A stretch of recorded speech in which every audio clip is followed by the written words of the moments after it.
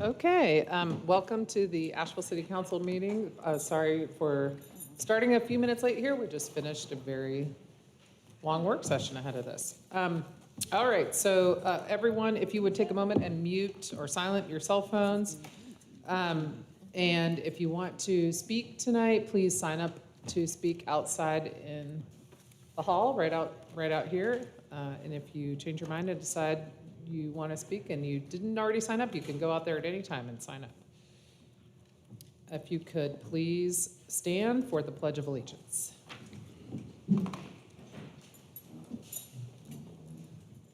pledge allegiance to the flag of the United States of America and to the republic for which it stands, one nation, under God, indivisible, with liberty and justice for all.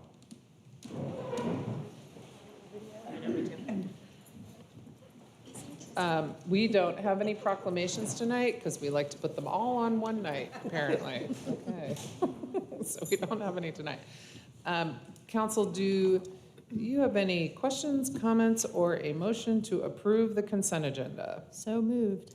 Second. Mayor, I need to pull item E off for continuity. So I'll amend my motion to approve the consent agenda without item B. B as in boy. E as in everybody. E as in everybody, unless there's greater discussion. No? E1 and 2, that would be E. Okay.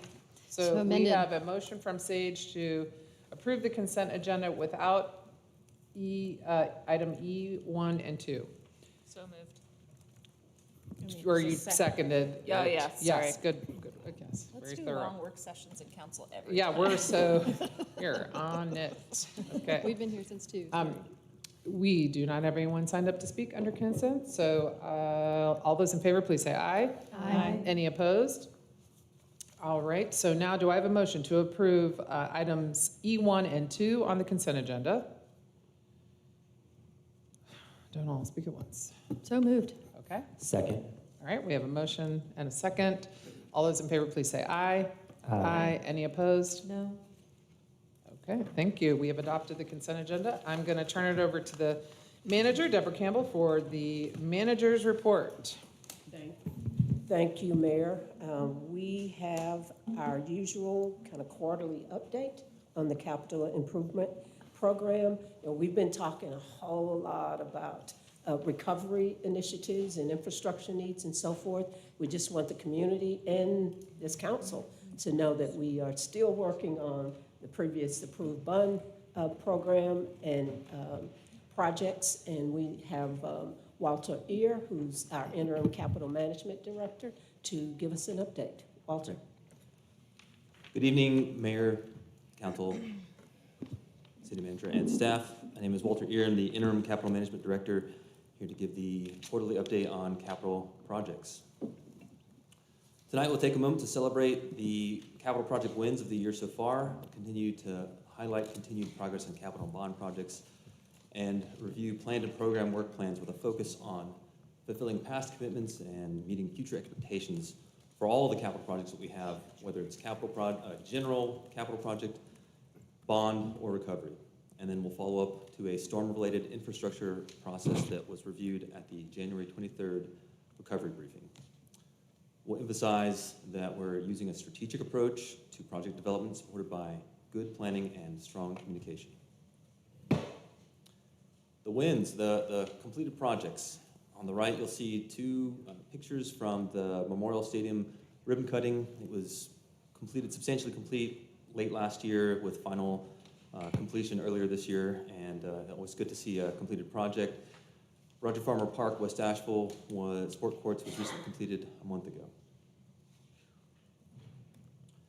Projects in progress, we have the McCormick Field project, which is ongoing through the baseball season. The top right corner there, you'll see the new left field clubhouse. We continue to work through the municipal building structural repairs project, working to reduce the potential bidding cost for that. Parking garage repairs for Wall Street and Rankin garages is going to start in about a month. Thank you for authorizing that last month. And a couple of roof replacements. There are these two at the bottom here, Municipal Building and Thomas Wolfe, are recovery related. They were damaged during the storm. South Side Connectivity Project, which you might also see as the Greenway Connectors Project, is in progress. We are working through some issues with the current contractor right now, and we do expect that to complete next year. Is that South Side Connectivity Project the Greenway with the historic markers? Yes, no? Okay, you don't know, okay. I'm not sure. if Is that's it the one exactly that Lucy Crown walked me along? Yes. Yes, Yes, okay, okay. thank you. Thank you. All right, the intern here, so I don't have all the background. You're catching up real Yeah, I'm fast. catching up, Jennifer. thank you. got All it, right. yeah. Nature Center Gateway to the Appalachians project, that is gonna be done later this summer, and a couple of sidewalk projects. So many of you may see the New Hog Creek project, sidewalk project. Johnson Boulevard will start later this year. Patton Avenue will start potentially later this summer. That construction contract was authorized, and Airport Road, we expect to begin soon and complete next year. We've gotten some questions about delays with the New Hawk Creek project. Yes. You feeling? Yes, I'm aware. So they had been making good progress, and then we are waiting on a water relocation that's going to happen this Thursday. Notifications have gone out from the water system that there will be an overnight water outage, and then project updates have also gone out for those that are subscribed to that particular project. But New Hawk Creek knows that it'll be next year? Yes. Yeah, that's new to me. Well, it was, part of the neighborhood deal in that vote. I mean, will it be continuously be under construction the whole time, or big, long pauses? And what does that mean for the school, the timing? We can get updates for you about the Yeah, exact great, project okay. schedule as a follow-up. Any other questions on this slide? All right, thank you. Actually, I had some on that previous slide. Go back, go Yeah, back. actually, Sure. And Jay can. You want to say?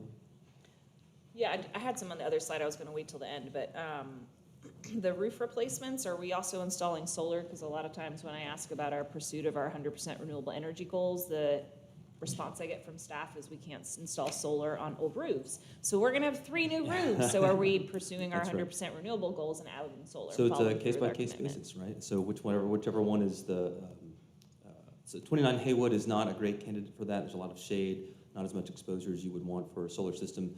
The municipal building, we're working with our sustainability department to begin programming for that. It is a great candidate for that. We've done solar studies for that, and then we're looking at taking the next steps for that. So yes? Structurally supportive. it is structurally supportive for it. We also want to integrate and hit all of our goals. So if battery backup is part of that, then we want to make sure that we integrate that with those other goals of battery backup. So yes, we're looking at it, and we can provide an update on where that's going. And then how about Thomas Wolfe? Thomas Wolfe, that is another one that we've looked at numerous times for. I did a study on it in You 2010 did? I've that said seen it it. was suitable. I've seen it. Although, it's curious, we're doing that roof because the storm damage? That's correct. Because Thomas Wolfe is still slated for being redone, so I'm wondering. Does it change the roof? Well, first of all, I assume that means it's FEMA money.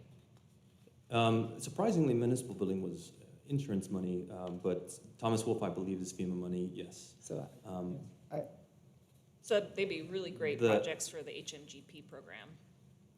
Know anybody working on that? I would also voice support for us heading in that direction if we're needing to hear more council support. Yeah. And 100%, I would like to see that too. McCormick Field is one. I mean, we're spending $30 million. They have that nice rooftop that is way up high, and I can't help but look at that from downtown and be Right. like, wow, there could be solar panels on that. There- That could at least, power up the lights in the field. you're Sure, talking that- about where the baseballs land? Yeah. Yeah. Well, She's saying, Installing do they solar rent on baseball facilities is very common these days. Yeah, parking lots I too. mean, the threat I is the mean- same to a window. So, and there's windows at baseball stadiums. Okay, all right. So, sounds like maybe an update We on could There- put a this little once we know sounding more. We can follow up Walter, with you about. just wrangle us, All right. okay? Don't let us run wild all over you. I don't Just- think we are. I think I just There- heard 4 people who see There's this a as an lot of, opportunity. so many opportunities. And, we're in a work and session, we sorry. are We should trying to, strike while the iron's we're hot. trying to steward, I'll get to it later, actually, I probably should have said, but we'll get to it later. There are funding opportunities, we could go right now and start, but I think that there are strategic opportunities to leverage existing funding from other sources so that we can save that for a later date. But we can talk about that Great. some more and follow up with staff report or follow on to this report. Thanks. The other question I had on this slide was, I've been hearing a lot of concerns from the community that we're gonna be doing parking deck repairs this fall. And I know I've emailed back and forth, but I just need to put it out there that I still feel pretty uncomfortable and disappointed that we're gonna be doing this fall. This is, I mean, the one-on-ones I'm having with some business owners and employees, like, are ending in tears. People, the bank is showing up, like, it is really hard out there. And so to have a perception that we aren't aware of how important parking is for their guests to come downtown and patronize them the month that we're having the anniversary, I just want to be on the record. I'm really worried about this. I think this is showing insensitivity. I understand the concern. We, the potential length of the project, we issued a press release for this. The potential length of the project might have been 10 months. So in issuing it as we did, it'll be 10 weeks. So we're shortening the period of construction, and we're going to work with, depending on the schedule, we're going to attempt to mitigate that concern during the month of October. I can't. Is the contract such that if they don't meet that deadline, they're penalized because things go over? Yes, there are Okay. liquidated damages in the contract, and as well as an incentive to finish early. Oh. Yes. So we're conscious We're trying. of the concern. We're trying. Incentive-based is at least as best as you can go. There's all the things I could, supply I chain get issues, it, and all the I've things, seen the but we're responses. trying. It does just feel like, of any 10 weeks in the calendar, Is the question to try and move it up? Are they available to think they move it are. up, or is that what you're looking at? It's going to start in August, and we're trying to push so that it can finish in a way that is as accommodating as we are allowed to be within the constraints of what happens during construction. We're doing what we can to mitigate. And it's not the all at impacts of once, right? struggle. It's do one, then do the other. That's correct. That's correct. And I assume you can't do it in the dead of winter because it's concrete. That's correct. There are temperature-sensitive materials that go into the project that we can't do in the dead of Okay. winter. It's got to be above freezing temperatures for a sustained period of time. Yeah. I'd feel a lot better if it was starting in July.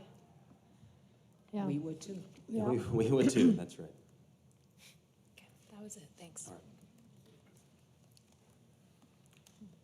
Going back to downtown capital projects, these are projects that were already in the wings before the storm.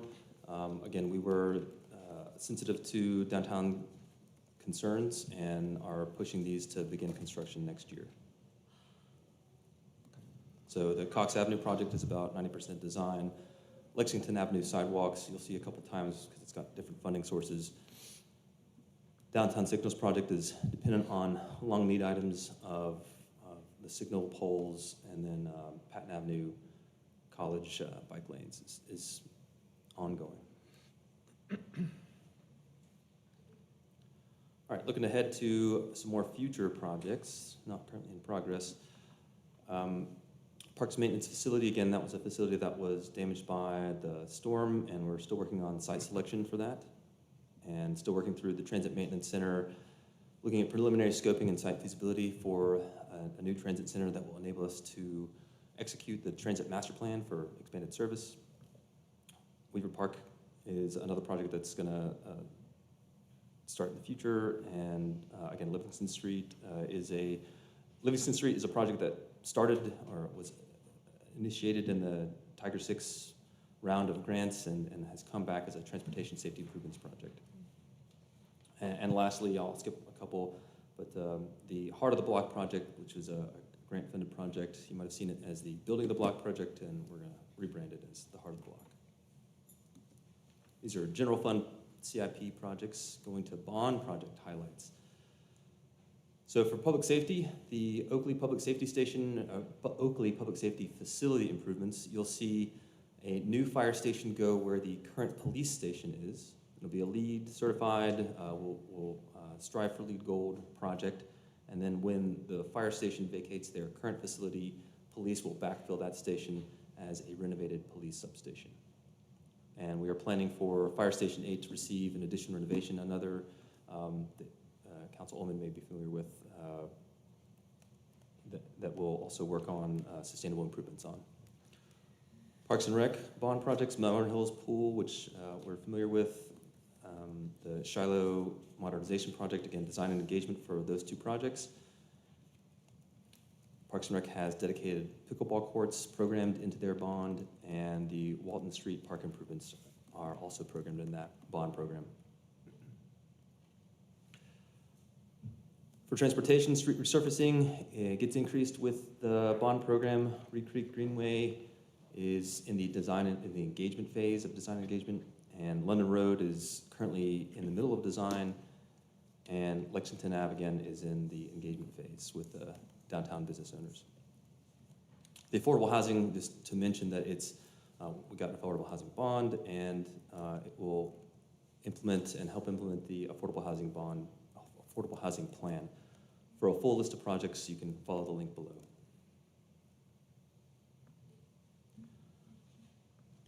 All right, something that we're all very acutely aware of is the infrastructure recovery process, and very acutely aware of trying to get back to the before times, as well as trying to build back better. So this is some of the parameters around how to do that. With that, we'll kind of transition. I was looking at the link. Sorry, it was city stuff. All right. So January 23rd, State of City Assets Brief was given. It explained the infrastructure recovery process for FEMA, provided progress updates for the work that we had underway at the time, and the prioritization and funding sources that we had available. Cost recovery is a very high priority for the city.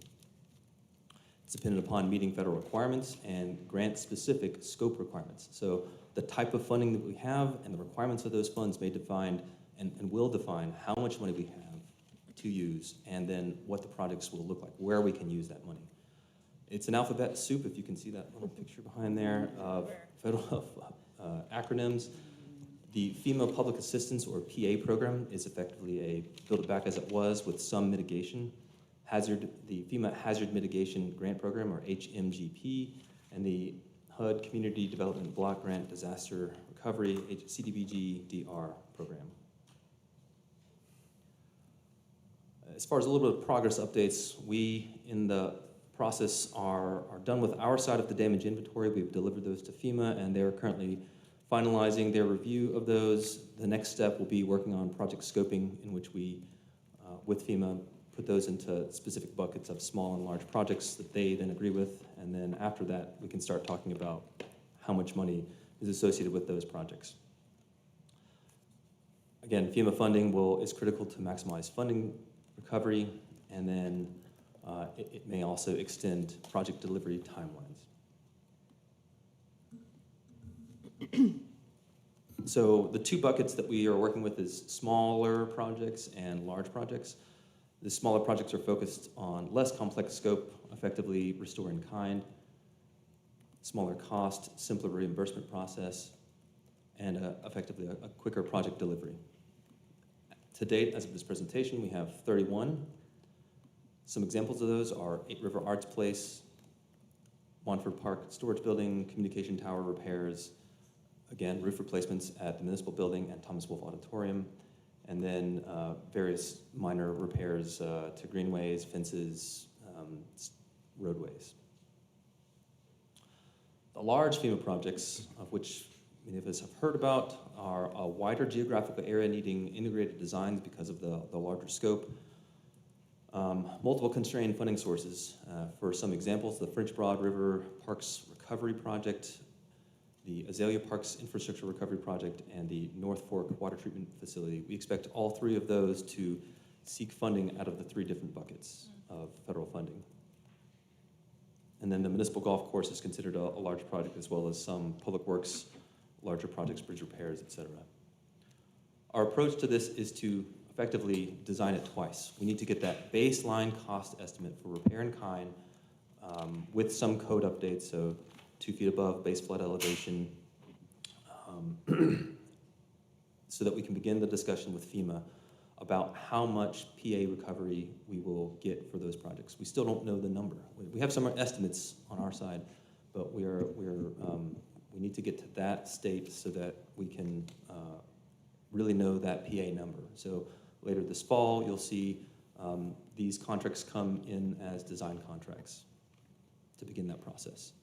And then we can start talking in tandem, but then comes the Build Back Better part, the improvements, the mitigation-based designs, which identify design features with specific requirements, again, tied to those funding sources for mitigation.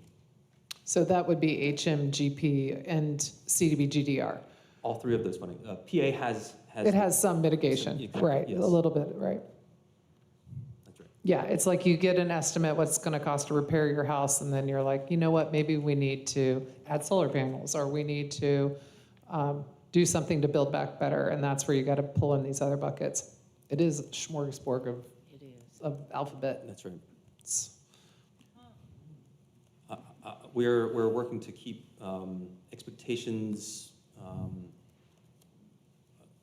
appropriate, I guess, in line. They have to be. We know your lack of excitement.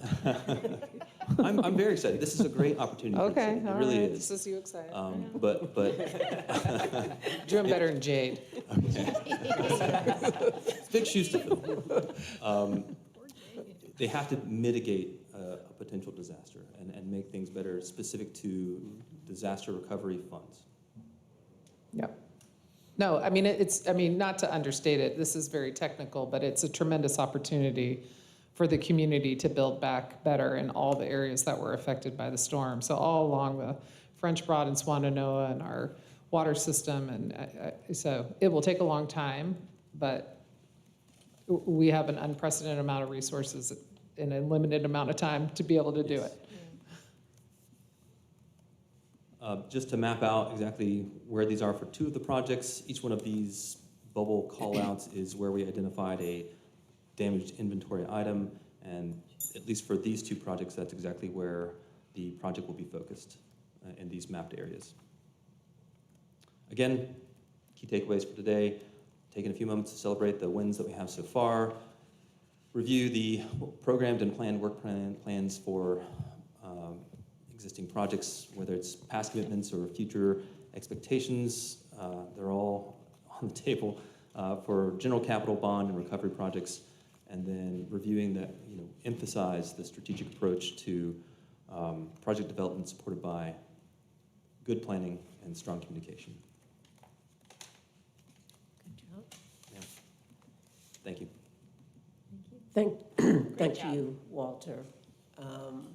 A lot going on from a capital improvement and facilities perspective, and we appreciate you all's input, and we will respond with a follow-up on any of the questions that you all asked. We'll have responses back as soon as possible. Thank you. Thank you.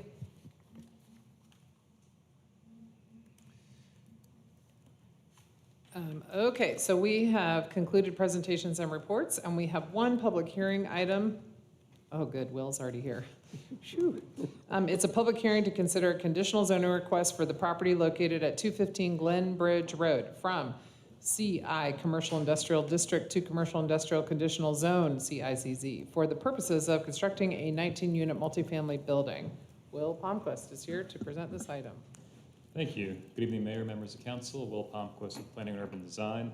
I will be presenting this conditional zoning petition for a project known as Studios at Glenbridge. Here you can see the aerial view and then a vicinity map of the subject property located in South Asheville at Glenbridge Road. It's approximately a half-acre site. It's currently vacant. You can see on the aerial house that used to exist on site as recently as a few years ago. The existing zoning is commercial industrial, and the proposed zoning is commercial industrial conditional zone, and I'll get into a little bit about why the applicant is requesting a conditional zoning. The future land use, as prescribed in the Living Asheville Comprehensive Plan, is industrial manufacturing. No change in that would be required. So here's the site plan of the proposed project. It is a 3-story, 19-unit multifamily structure with podium parking, a total of 20 parking spaces. That includes 12 surface spaces and 8 spaces beneath the building. Access to the site will be off a relocated driveway off of Glenbridge Road, and then a new 5-foot wide sidewalk proposed along that side of Glenbridge as well. This project is seeking a conditional zoning, as you can probably tell, not due to the size of the proposed project, but in order to receive a technical modification for the allowed density in the district. So the existing allowed density in the commercial industrial zoning district is 8 units per acre. And the math on 19 units divided by 0.5 gets you to around 35.2 units per acre. And this is why the applicant is requesting a conditional zoning for this project. Here's some elevations showing the proposed new multifamily building. The bottom right image shows the building as it appears from the parking lot, and then the top right image is the view of the building kind of on the back of the site, so folks would kind of go underneath the building or around it, and then access the units via these porches and walkways at the back of the structure. You can see there's 1 ground floor unit and then 18 units on the 2nd and 3rd floors. And then just another view showing that in a little more detail. This project was reviewed and approved with conditions at the Technical Review Committee on April 7th, and also recommended for approval unanimously by the Planning and Zoning Commission on May 7th. Staff finds that the project is consistent with the future land use designation of industrial manufacturing, which talks about having industrial manufacturing uses supported by housing where workers can live in proximity to these other types of uses. The project also supports a number of goals in the comprehensive plan, including to encourage responsible growth by prioritizing greater density of development overall throughout the city as appropriate, increase and diversify the housing supply by promoting zoning policies to encourage more housing, and to make streets more walkable, comfortable, and connected by eliminating gaps in the citywide sidewalk network. Therefore, staff concurs with the Planning and Zoning Commission and recommends approval of the proposed conditional zoning. I'm glad to answer any questions you may have. I have an evergreen question about any commitments to have this project solar ready, or anything that prevents it from being solar ready in the future. Sure. So there's nothing in the project conditions speaking to any commitments to solar energy considerations, but I think the applicant might be able to talk a little more about that in detail. I also work with young people in our community, and some of my students asked if I would elevate their concern around pervious surfaces and what can be done for neighborhood resiliency as we build, to make sure that stormwater mitigation is a serious commitment, not just for the city, but also for the people who develop in our community. Is there anything that addresses that in this? Nothing beyond the, that I'm aware of at least, that's beyond the requirements for the stormwater and grading permits for the project. I know they're below the maximum impervious surface. To my knowledge, there's not necessarily any alternative stormwater management techniques, but I know the applicant, their engineer, is here tonight and could be able to address that too. Shout out to the students who watch city council meetings. Yeah, I kind of have a follow-up to that, because it makes me curious when we see folks building on a podium like this in the river area, right? We're going to see a lot of that in the future. Do we have any language in our UDO that would restrict them from doing a pervious surface underneath? I mean, I know gravel and compacted gravel doesn't count, but there's no prevention of such, is there? So you're saying some kind of different type of base material beneath the building? Well, you know, it sounds like they're going to park there. I don't Yeah. think we preclude that from happening, do we? There might be, I do not necessarily know off the top of my head. I could definitely get some information on that for you. I understand there may be special regulations when it comes to the surface of the material underneath the building, but in the rest of the parking lot, they'd have more leeway for sure. I know they're not necessarily located in 100-year floodplains. There are no special flood requirements for this site, but they are Okay. relatively near to like Lake Julian, so it's an important consideration, I think. Yeah, and less specific to this project and more Mhm. just, we might see a lot of this coming our way, Yeah. and what's it mean? We can certainly get some answers for you and some more information about those kinds of considerations for this type of building design. No. That's it for Do me. you have a question for Will? No? Okay, so we're going to release, does the applicant want to speak? Did you have a question? You want to say something about it? No, you don't want to say anything. Okay, he was ready to make a motion, but if I was just going to offer up a couple of responses to Councilwoman Roney's questions. The applicant who's here. This is a really small project, 19 studio units. So it's one of those things where we're looking for these infill projects, and this is what these look like. The solar question, he is going to be working with a solar consultant on that, and so solar ready is fine. We'll see if that works for the project as we get into the building pieces. We don't even know if it's going to lay out correctly for that. And then the podium parking. Just curious. Yeah. Yeah. I don't know, but that's one of those engineering questions, and I do have our landscape architect here if you want that. No, to and drill it really down. is not specific to this project. One thing I would love is, as this project moves forward, so assuming it does, a little bit of a exit interview or some information on like how it went building on the podium. I'm just kind of looking for context for our community moving forward after the flood. Sure. Well, one of the things that I particularly liked about this project was it's something that's a little bit different when we look at these bigger units, 2s, 3s, 1s, and this is a project that's all 1s in the studio efficiency in an area where you can get right onto the highway and go north or south. So, thank you. Missing middle.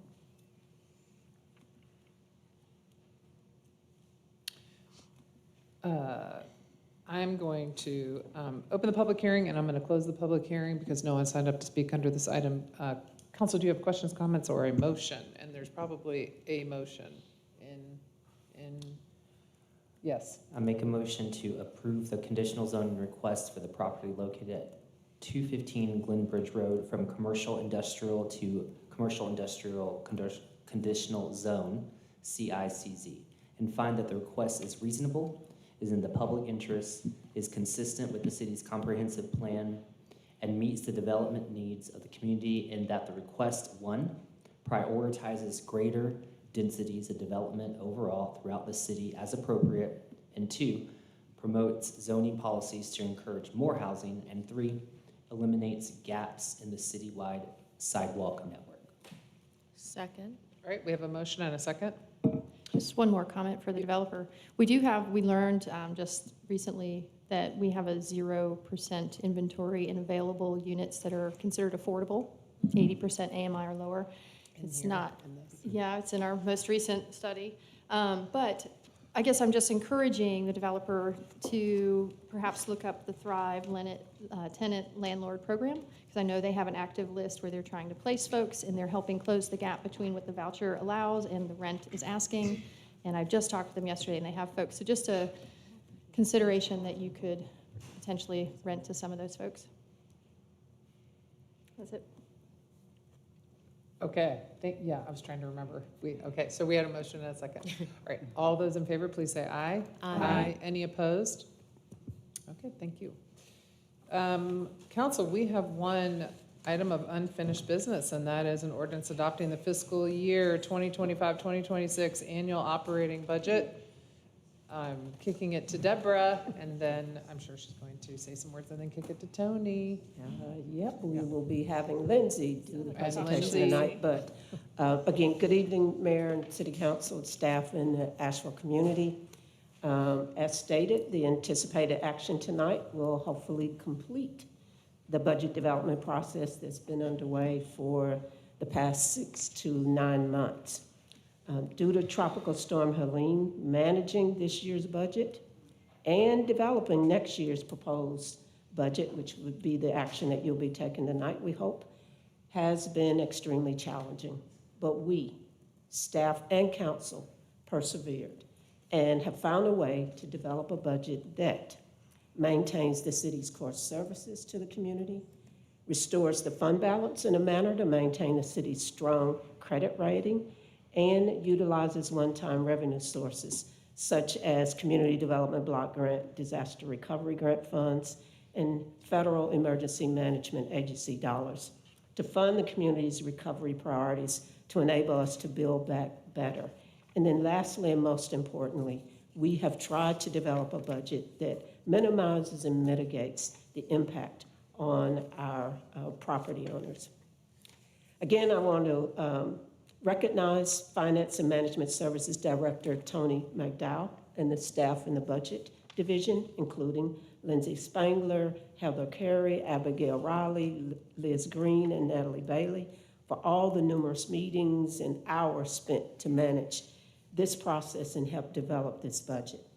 I also want to thank department directors, staff in the city manager's office, and each and every one of our city employees for their cooperation and support.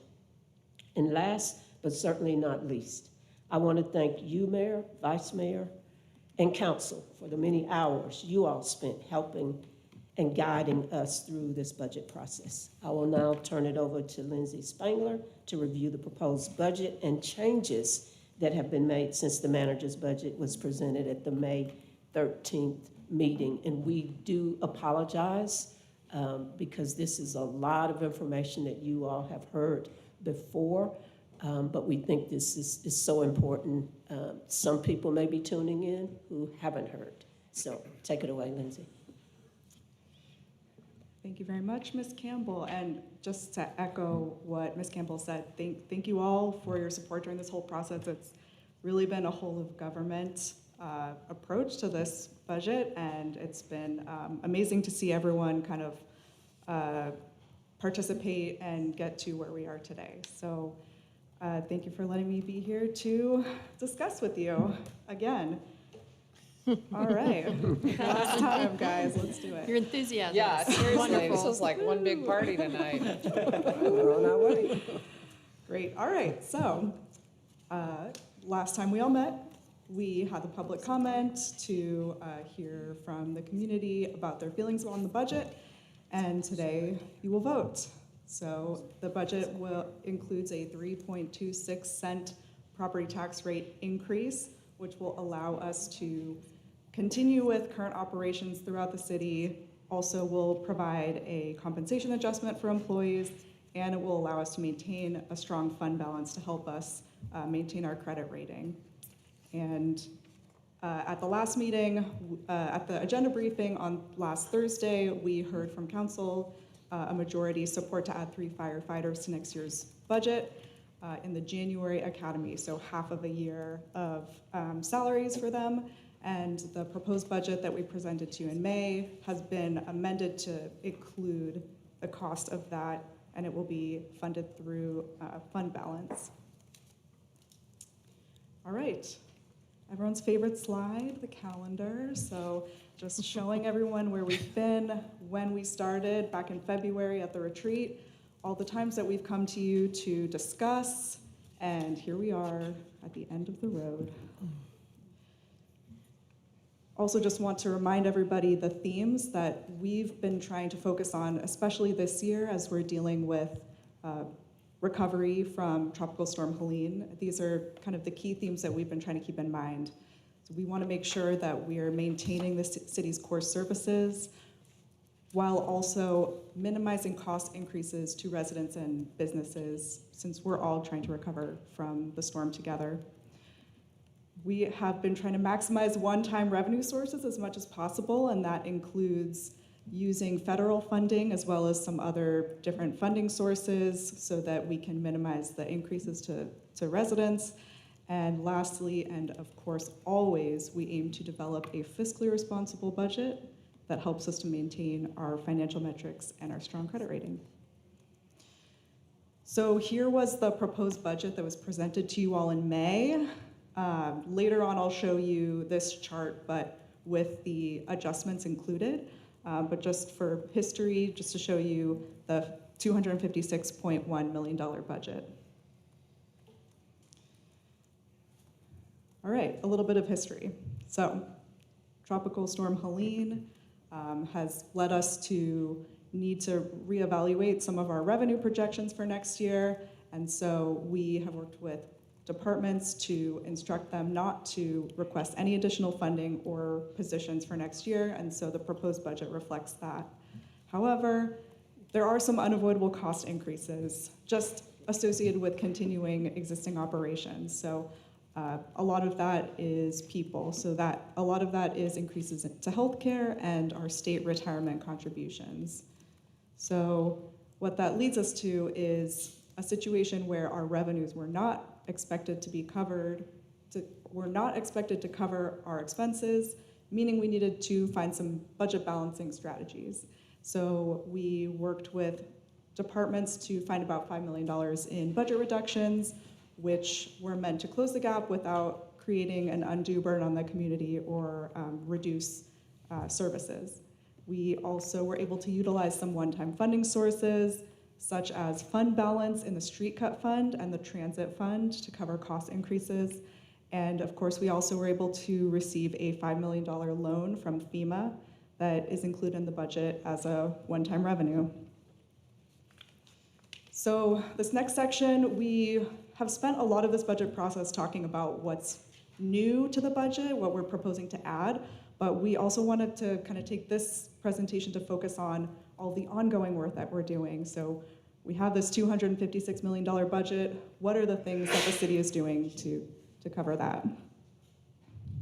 And we've kind of organized this by council priority. So as you all discussed in your work session right prior to this meeting, there are 4 main priorities that council has established for the recovery, and just want to go through some of the things that we're funding that hit those priorities. So I won't read through all of these, but first priority is people. So we're aiming to keep people informed with the Asheville Recovery's website and the capital dashboards. We're providing neighborhood matching grants, supporting reparations, etc. For the priority of economy, we are constantly making updates to the city's planning, making sure that our public spaces are clean and safe. And of course, that included in that is the establishment of the Business Improvement District downtown. For infrastructure and environment, of course, we have $80 million in GEO bond funding that we're working to spend down as quickly as possible. We're also making improvements to the water system and picking up storm debris, et cetera.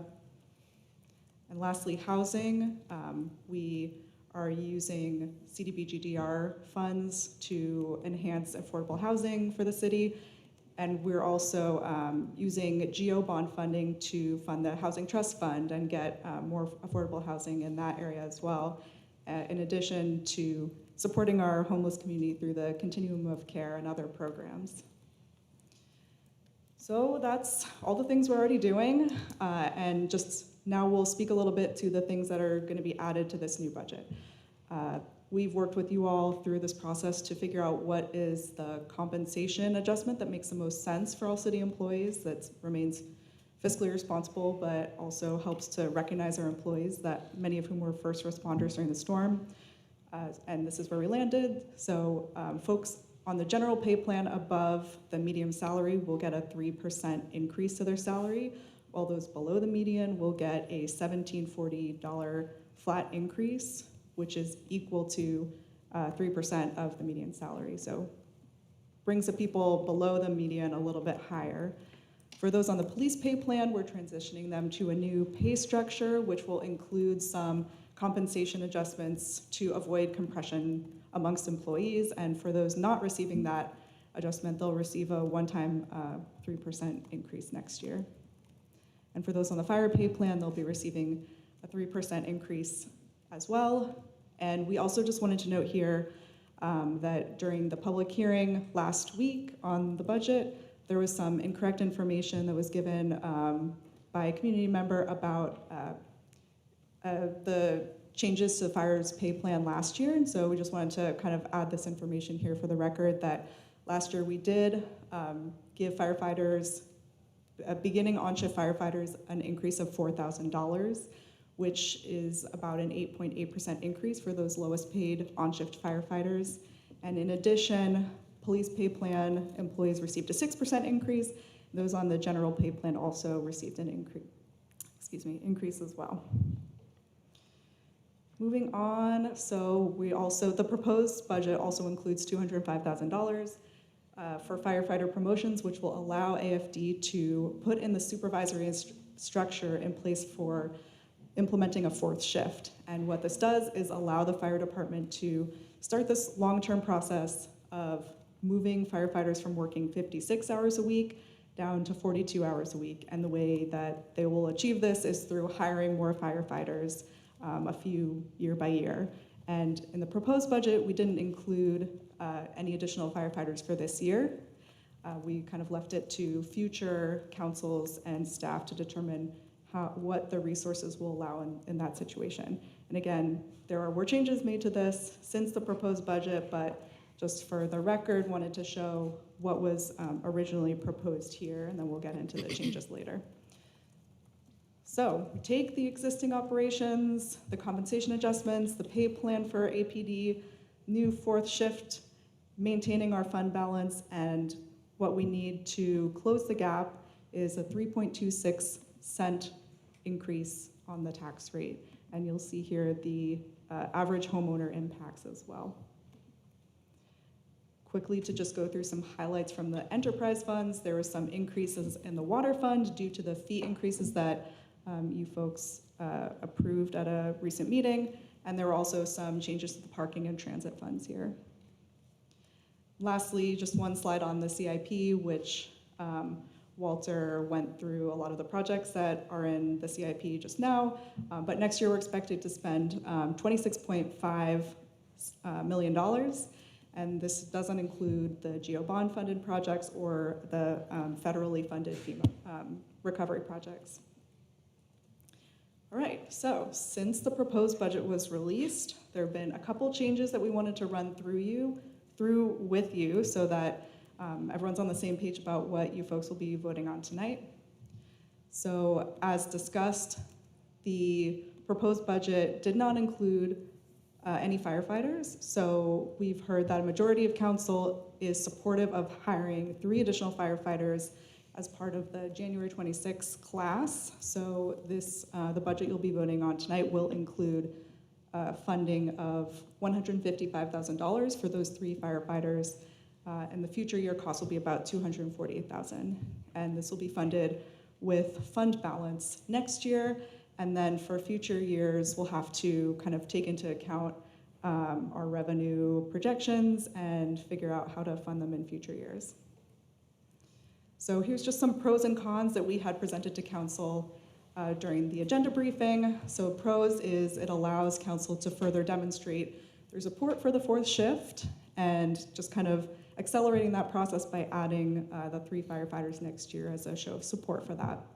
And cons is, it will lower our estimate for unassigned fund balance from 15 to 14.9%, so kind of a small adjustment, but just worth noting. And what we're hearing is that the majority of council is comfortable with this minor reduction. And also just to note that since fund balance is a one-time revenue source, this will work for next year, but then in future years, we'll kind of need to reevaluate if this would require a property tax rate increase or if we're able to find revenue elsewhere.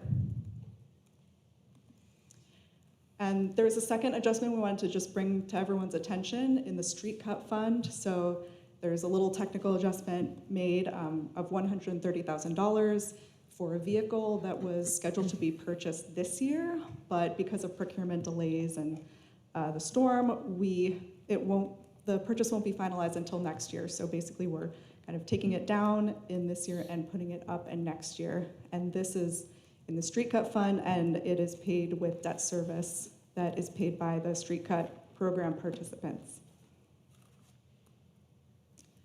All right, so you add those 2 adjustments into the proposed budget, and this is what you get.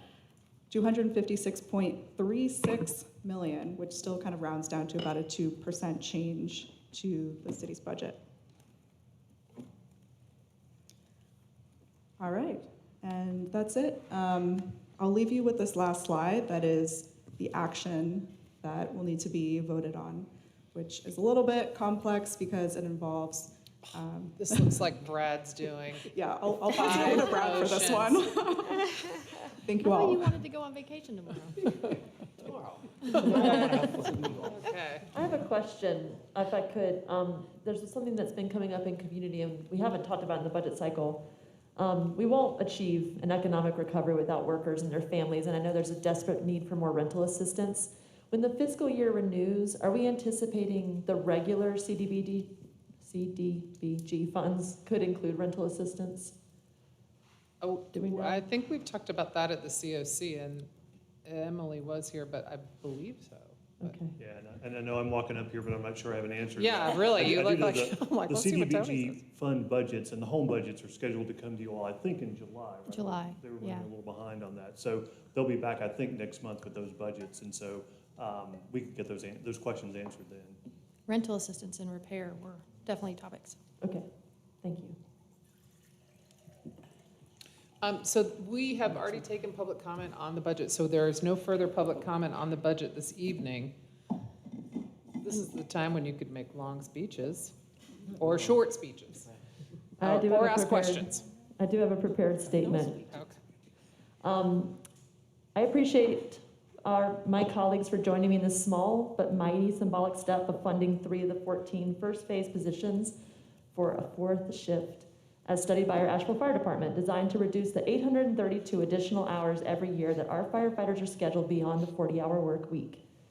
They got us through a geological disaster, and we need to retain them. While the fire department stands to make the least pay increases of any department in this budget cycle, good faith efforts towards a 4th shift is key retention strategy and becoming an industry standard. This budget includes our commitments to community values by continuing funding for sustainability, reparations, staffing of the Human Relations and Anti-Discrimination and Compliance Department, and more. By continuing the community-led strategy of providing a flat rate raise to staff making below the median income in City Hall, we're bringing 67 city employees up to the $23.15 an hour living wage of the 151 employees currently below living wage. I am deeply concerned about the property tax increase after the natural disaster of Helene, which disproportionately impacts residential and commercial renters and legacy neighborhoods. Unfortunately, the General Assembly hasn't taken action yet on recovery funding. The need for revenue loss replacement for cities is here. The state has funding, but their action has been delayed, and that puts cities recovering from Helene, including Asheville, in the terrible situation of raising taxes to maintain public services. We also need a serious plan for strategic partnership funds, which has been cut to zero in this budget cycle. There were crises and disparities in our community that predated the storm, and I'm not okay with leaving partners working with our vulnerable youth with yet another funding loss. We need to return this funding at the soonest opportunity this year. Lastly, I'm heartsick and embarrassed for our organization that $1.3 million of this budget hinged in part on what I consider to be a dirty, short-sighted deal with energy monopoly Duke Energy, giving away what appeared to me to be a last serious lever to negotiate agreements like renewable energy commitments and getting power poles out of our sidewalks. I expect some disappointment in my supportive vote for the budget tonight. I trust the limitation of yes and no reflects my commitment to what was fought for in this budget. In the aftermath of Helene, a need for more creativity and community organizing, and my commitment to continue fighting for budgets, plans, and policies that reflect the values of our community. Thank you. Thank you. Anyone else before we vote? Just please. Yes, Mayor, thank you. Thank you, Mayor. Good evening, Asheville. Tonight, we may pass the budget in the wake of one of the worst natural disasters in North Carolina history.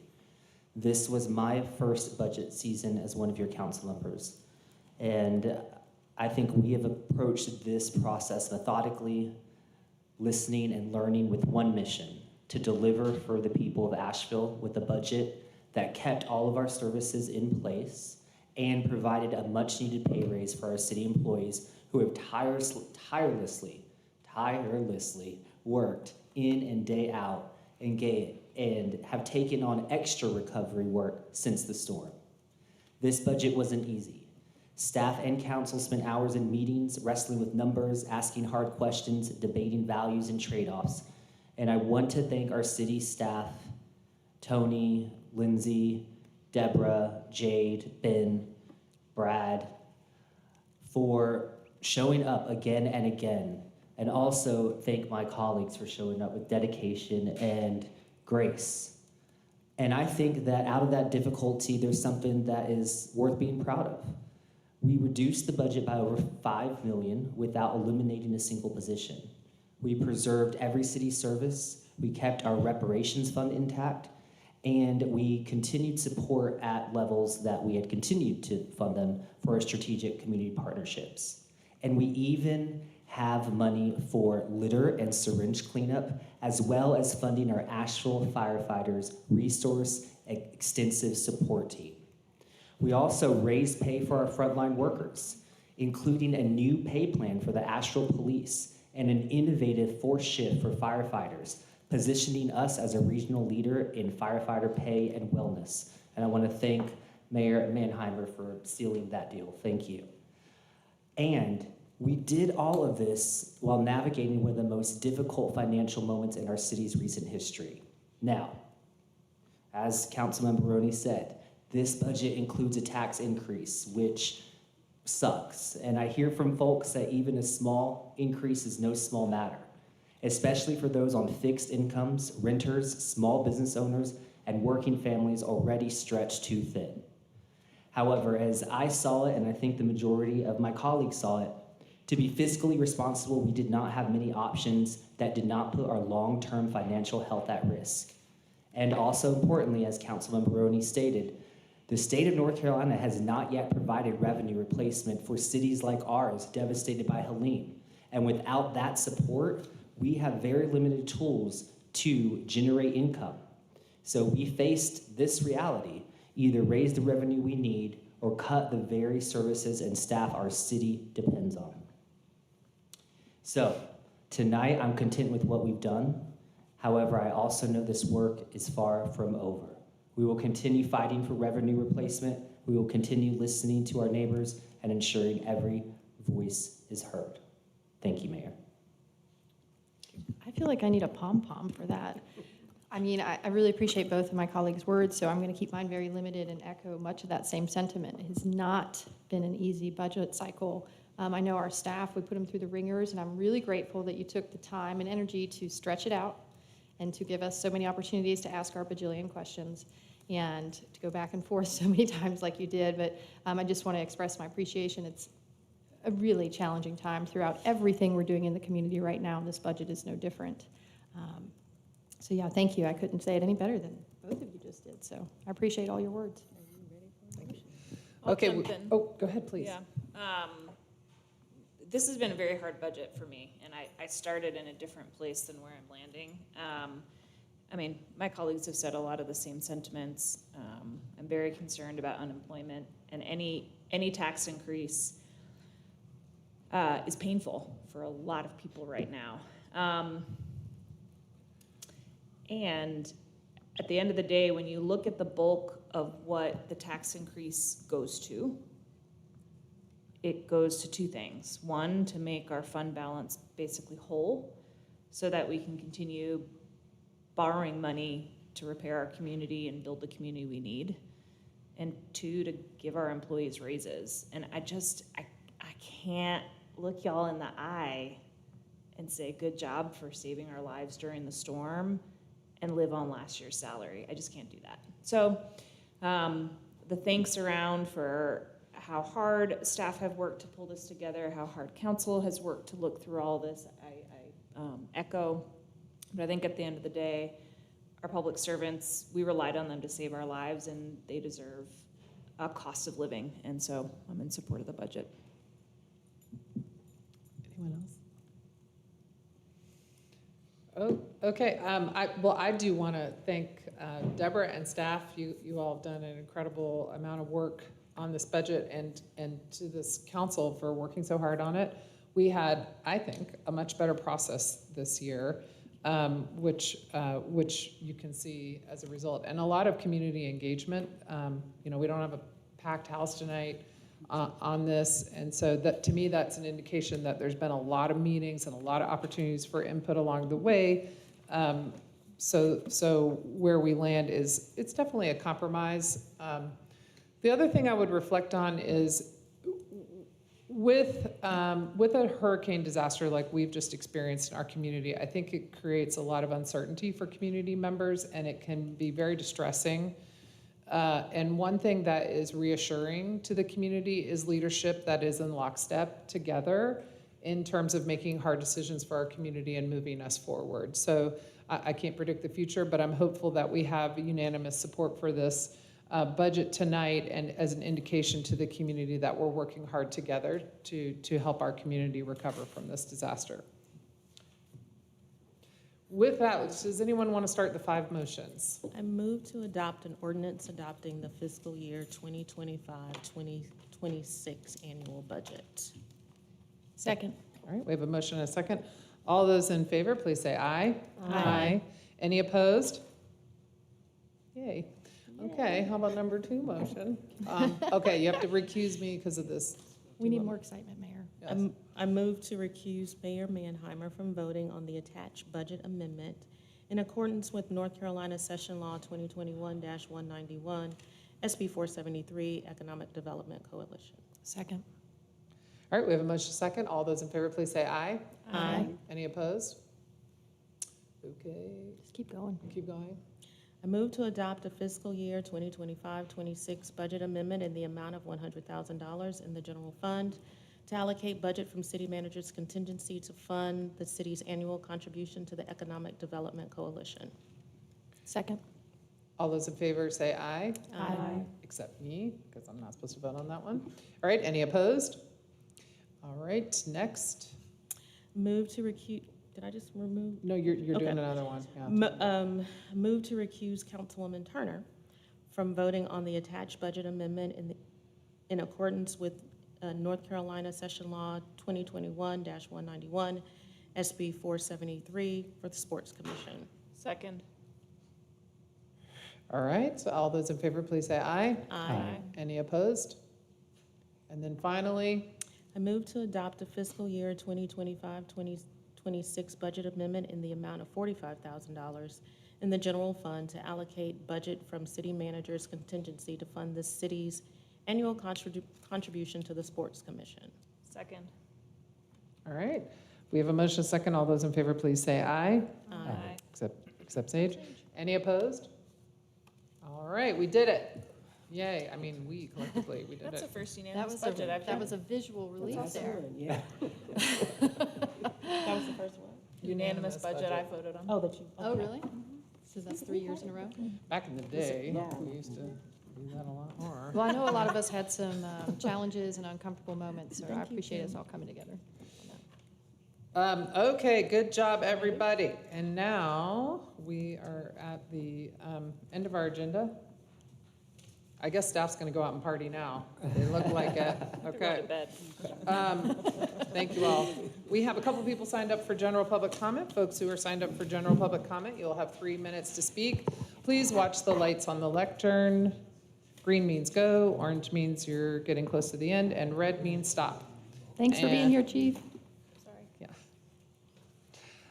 The first person signed up to speak is Timothy Sampson. Sadler.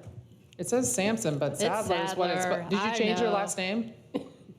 Oh, you did? He changed his last name. Sorry. I'm actually Just here decorated. to Sorry. say that, I'm in the process of changing my name to Timothy Sampson, and just wanted apologize. to take a moment to reintroduce myself.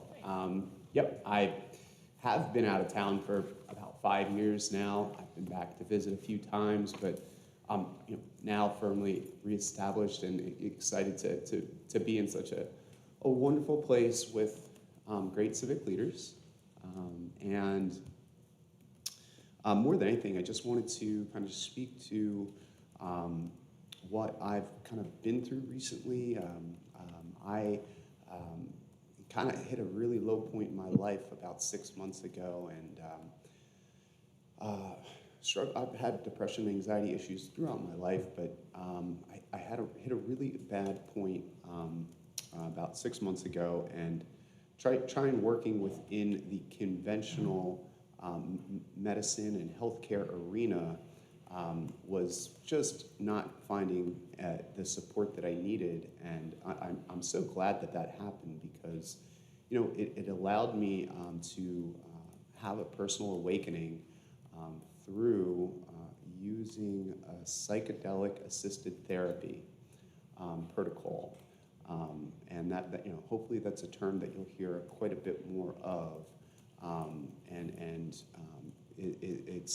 It's really kind of becoming, what I'm most interested in not just my own life, but to help others be able to access treatments that are outside of conventional healthcare and medicine. I'm not sure if you all have noticed how difficult it is to simply get in front of anybody for healthcare services these days, and how much it really is not about healthcare. It's about profit, and people are treated as commodities, and I just wanted to offer kind of like my personal story of putting pieces of my life into context that I never was able to, and kind of being able to have perspective that I never had about myself, and being able to start to do shadow work that I'm sure other people were aware of, but I certainly wasn't. So just wanted to take a moment to again reintroduce myself. Thank you for your leadership. As a city, it's amazing. Do want to point out though, kind of, the stranglehold essentially the pharmaceutical industry, has on our politics, has on our influences in life in general. The media that we consume is all sponsored by the pharmaceutical industry. It's a leading form of death and carbon pollution in our country, in our world, the pharmaceutical industry. And I just wanted to kind of raise consciousness on this topic, and yeah, it's great to be back. So thank you for your time. Thank you. Paul Howell.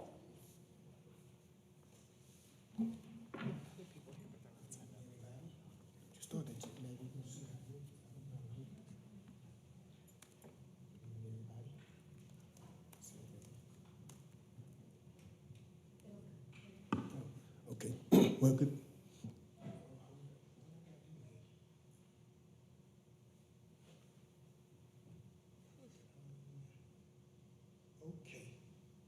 Okay, I just spoke to everybody earlier. Okay, while the Housing Authority of the City of Asheville is linked to the city government through mayoral appointments to its board, it operates as a separate entity managed independently from the city and county. Okay, the board, you appoint the board, and they work on it, and blah, blah, blah. But the board has nothing to do with the way they handle people's money at the housing. Okay, so now you see right here, I got this letter right before I was getting ready to move from the site manager, Ms. Jones, telling me that I had $1,165 credit to my account from where I've been overpaying money during Halloween. So now, when I got ready to move, I said, well, hold up, make sure. So she went downstairs and she checked it and made sure that it was on there. And as you see down at the bottom, it's kind of in the dark right there, but $1,116.30 they owe me. Okay, so I went back after they gave me the runaround day after day, telling me that I could not get the money and trying to talk to me about the security deposit. I know the security deposit can be held up to 30 days. But as stated on here, they cannot arbitrarily withhold a person's private money, personal money. They cannot do that. So they can hold your money for unpaid rent, damage, blah, blah, blah, and all that. But they didn't do that. They turned around and gave me my security deposit after I raised heck about my $1,116.30. Then you turn around and give me the security deposit that you said you had to wait, that you could wait 30 days to get to me. I'm saying, although, okay, I'm going 3 minutes so quick. But, okay, right here. As you can see, this is changed. I wish I would have bought the thing, maybe. This is changed. I'm gonna bring some more papers so y'all can see. But this has changed from what I was given on the 29th. What I was given on the 29th had all the mechanics of everything, the work and stuff, and how my rent was going and everything. Okay.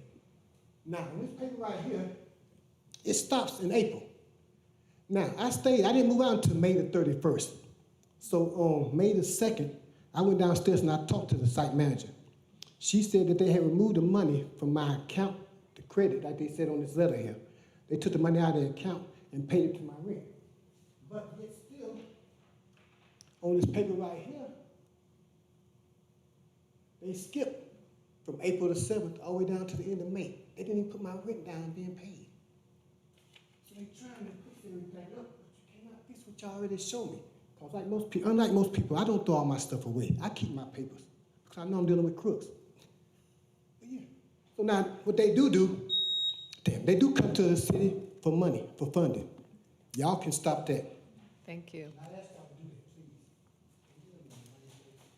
Come clear with